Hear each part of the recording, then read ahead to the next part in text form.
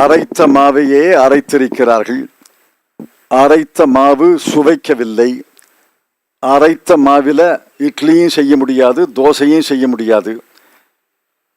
அரைத்த மாவை அரைத்து மீண்டும் பரிமாறினால் அதை எப்படி ருசிப்பது, சுவைப்பது? இதை நாங்கள் இந்திய மக்கள் நிராகரிப்பார்கள்.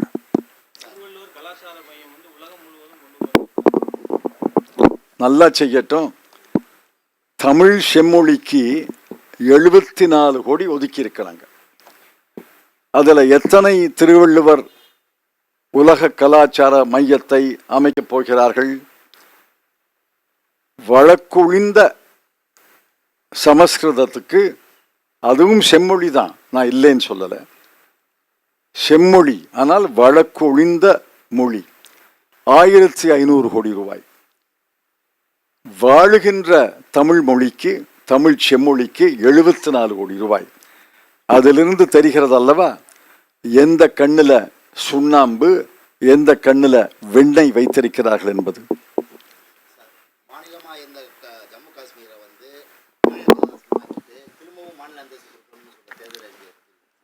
மாநில அந்தஸ்து கொடுக்க வேண்டும் என்பது அவர்களுடைய தாராள மனப்பான்மையை காட்டவில்லை.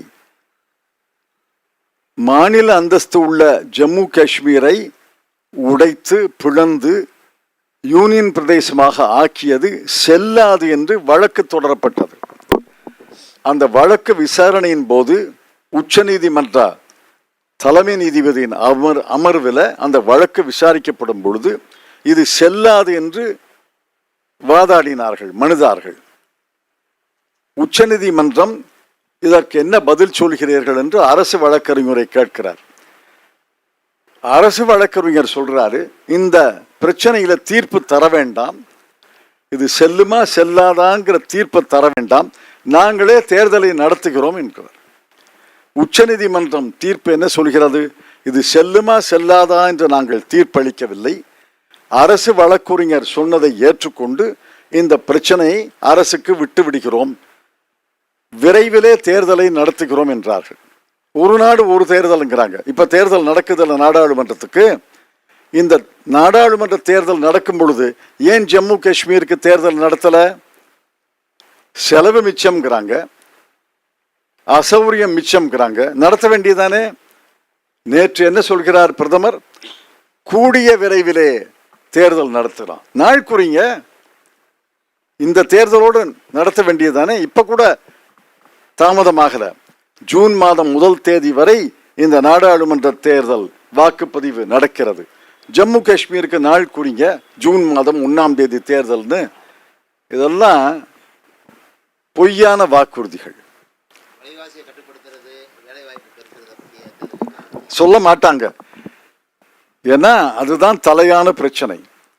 4 நாட்களுக்கு முன்னால் சிஎஸ்டிஎஸ் லோக்நீதி அமைப்பினுடைய ஆய்வு தெளிவாக சொல்லியிருக்கிறது. இந்திய மக்களுக்கு தலையான பிரச்சனைகள் 2, ஒன்று வேலை இல்லாமை, ஒன்று விலைவாசி உயர்வு. ஆகவே அந்த 2 பிரச்சனைகளை பற்றி பாரதிய ஜனதா கட்சி தேர்தல் அறிக்கை பேசாதது எனக்கு வியப்பை அளிக்கவில்லை.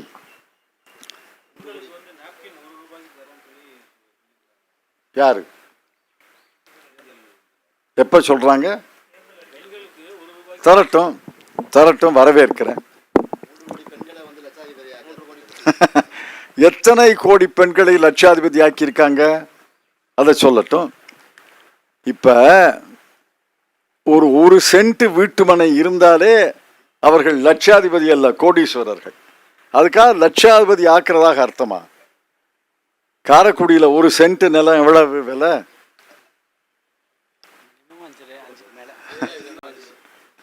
இது லட்சாதிபதி ஆக்கிறது என்ன?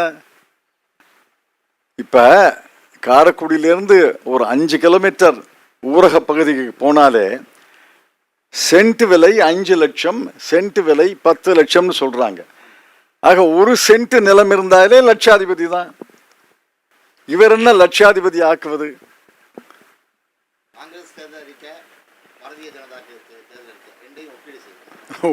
ஒப்பிடுறதுக்கு அது என்ன? காங்கிரஸ் தேர்தல் அறிக்கையை தேர்தலின் கதாநாயகன் என்று முதலமைச்சர் மு.க. ஸ்டாலின் சொல்லியிருக்கிறார். எப்படி சொல்கிறாரு? காங்கிரஸ் தேர்தல் அறிக்கை நாடு முழுவதும், தமிழ்நாடு முழுவதும் பரவிவிட்டது. எந்த கிராமத்துக்கு சென்றாலும் சொல்லும்போது அவங்கள் முகத்திலே மலர்ச்சியை காண முடிகிறது.